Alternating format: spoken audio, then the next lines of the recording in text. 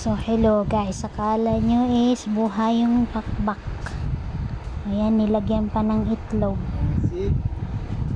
Tapos ewan ko ano yan, dugo or liver. Ayan, hinalo niya guys. Buhay ata. Tapos yan, lalagay niya sa loob ng palaka. Yan. Ay, ano ba itong babae nito? Kadiri naman. Tapos nilagay niya sa ano, iwan ko yung buhok or uling. Yan, nilalagay rin niya sa loob. Tapos kakainin niya yan guys.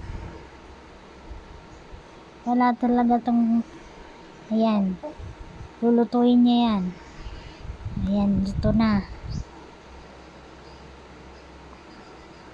Yan.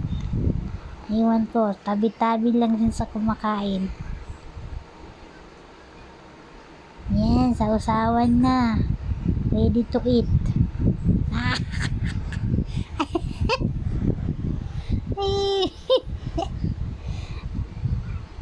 So yun lang guys.